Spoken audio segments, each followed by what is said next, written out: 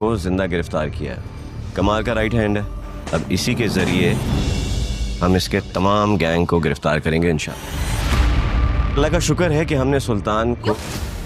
अरम से बात क्यों की उसने? वापस को रिश्ते में आना चाह रही है उसके साथ वो? ये मुमकिन? असल में तो तुम दोनों बहनें ही बहुत कैरेक्टरलेस हो। तुम्हारे तो मंगनी टूट नहीं चुके, फिर भी तुम उस दारून के साथ घूमती फिरती रहती हो। नहीं है, बता दो उसको जाके तुम। फिजा मेरी उससे बात कराओ, मैं उससे बात करना चाहता हूँ। ना नहीं बात कर सकती, मर गई वो। मार दिया तुम सबने मिलके मेरी बहन को। ड्रामा सेरा शिकंजा की आने वाली नई एपिसोड में कुछ यूँ दिखाया जा रहा है कि आखिरकार ज़ारून जो है वो कामयाब हो चुका है उन मुजरिमों को ढूंढने में जो जिन मुजरिमों ने फ़िज़ा को किडनैप किया था और फ़िज़ा की सारी ज़िंदगी को बदल कर रख दिया। आखिरकार वो खुश हो गया है क्योंकि वो जानता है कि अब इस एक मुजरिम के ज़रिए बाकी सारी मुजरिमों को भी पकड़ लेगा। यहाँ ज़ाहिर सी बात है, जब एक मुजरिम उनके हत्थे चढ़ गया है तो यहाँ होते होते ये मुजरिम अपनी ज़ुबान ज़रूर खोल देंगे और यहाँ राशिद तक वो ज़रूर पहुँच जाएंगे। राशिद तक जब बात पहुँचेगी तो ज़ारून इस बात को सुनकर काफ़ी ज़्यादा हैरान होगा। राशिद काफ़ी ज़्यादा बदले हाथ और बदमिजाज और बरकिरदार इंसान है, इसलिए वो अपनी जान जब देखेगा कि फंस चुकी है, अब मेरी जान मेरे लिए निकलना या मेरी जान छुड़ाना जो है वो यहाँ से आसान नहीं है, इसलिए वो डायरेक्ट जो है वो रानी का नाम ले लेगा कि मुझे इस सारे काम के लिए आमादा किया है रानी ने ही मुझे कहा था, फ़िज़ा की किडनैपिंग के बारे में मशवरा दिया था, इसी वजह से तो मैं उससे शादी भी कर रहा था। यहाँ आकर ज़ारून को सारी हकीकत पता चल जाएगी। यूं होते होते रानी तक तो पहुंच जाएगा ज़ारून, और ज़ारून जब रानी के कमरे की तलाशी लेगा तो वहीं पर से जो है एक फ़ाइल मिलेगी, जिस फाइल में ये लिखा होगा कि रानी की कंडीशन ठीक नहीं है, रानी को जल्द से जल्द एडमिट किया जाए। रानी की सारी रिपोर्ट्स देखकर ज़ारून बहुत ज़्यादा अफसरदा हो जाएगा क्योंकि तब सारा कुछ रानी का खुलकर सामने आ जाएगा। इधर दूसरी जानिब साकिब जो है वो किसी सूरत अपनी बहनों का यकीन करता ही नहीं है।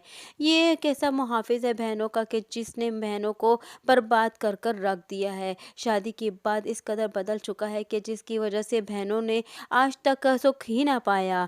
लेकिन यहाँ साकिब जो है अब फिर से एक मर्तबा जीनत की बातों में आ चुका है।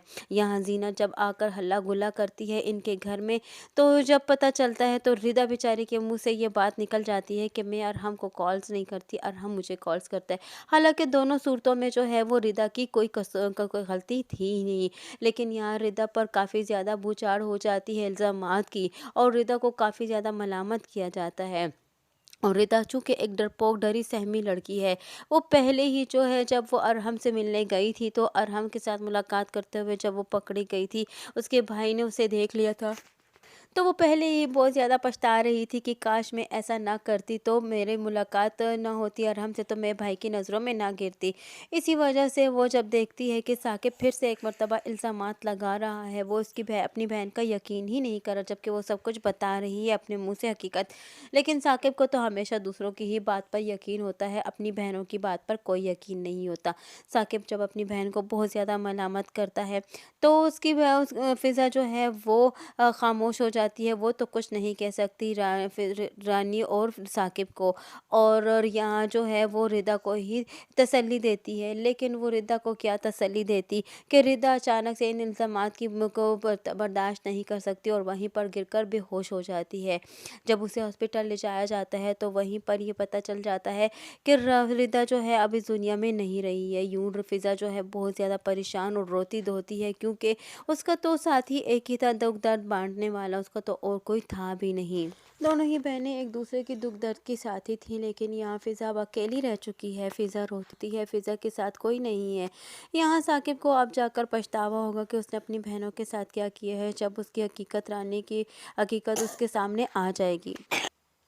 इधर दूसरी जानिब जब डॉक्टर ये कहेगा कि हम पहले ही आपको ये बता चुके थे कि पेशेंट की हालत ठीक नहीं है, पेशेंट को जल्द से जल्द जो है वो एडमिट किया जाए हॉस्पिटल में, लेकिन जब ये बात सुनेगी फ़िज़ा तो वो काफ़ी हैरान और परेशान रह जाएगी क्योंकि ये बात तो उन्हें पता ही नहीं थी, क्योंकि उसका ट्यूमर इतना हद तक बढ़ चुका था और मैं पहले ही बता चुका था कि इसकी हालत ठीक नहीं है, अगर ऐसा ना हुआ तो बेशन को कुछ भी हो सकता है। जब ये बात सुनी जाएगी तो काफ़ी ज़्यादा हैरान हो जाएगा और तभी साकिब को जाकर हकीकत का पता चल जाएगा कि रानी ने यहाँ आकर भी झूठ बोला है। और जब रानी से पता किया जाएगा तो रानी फिर से एक मरतबा झूठ बोलने की कोशिश करेगी, लेकिन फिज़ा सब कुछ समझ जाएगी कि ये सब कुछ किया रानी भाभी का है। रानी भाभी ने जानबूझ के ऐसा किया है रिदा के साथ, और तभी जाकर वो समझ जाएगी कि ये रानी भाभी ने ही रिदा को जानबूझकर मार दिया है। लेकिन वो इस वक्त अकेली कमरे में बैठी रो रही होगी और अपने नसीबों को रो रही होगी।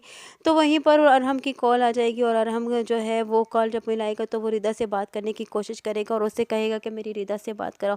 फिज़ा ये कहती रहेगी कि रिदा जो है वो इस दुनिया में नहीं है, रिदा के से तुम्हारी बात नहीं हो सकती।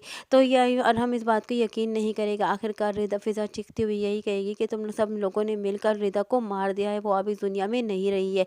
तभी जाकर अरहम को इस बात का यकीन आएगा कि रिदा मर चुकी है और हो सकता है कि इस बात के गुस्से में आकर अरहम जो है वो आखिरकार जीनत को तलाक दे दे, क्योंकि यहाँ उसकी मोहब्बत उसकी छीन चुकी है। वो उससे मोहब्बत तो करता था लेकिन साथ ही साथ वो जो है वो जीनत का भी हक उसे दिलाता था और जीनत से भी प्यार और मोहब्बत से बात करता था। लेकिन जीनत की वजह से उस घर में इतनी बड़ी बर्बादी हो चुकी है कि अब अरहम वो बर्दाश्त नहीं करेगा और जीनत को यूँ तलाक दे देगा। और हो सकता है कि उसकी माँ उसको उसके साथ रहने के लिए उसके साथ जो है रहने के लिए मजबूर करे। लेकिन यहाँ अरहम जो है इस मर्तबा ज़ीनत को कभी भी नहीं अपनाएगा, और या फिर ज़ीनत की हरकतें और चालें चलने की वजह से और ज़ीनत की हकीकत जब उस पर खुलकर आ जाएगी कि ज़ीनत भी जो है वो एक लालची इंसान है और अपनी लालच के तहत मेरे साथ अपना रिश्ता निभा रही है, तो तब भी अरहम जो है उसे नहीं छोड़ेगा।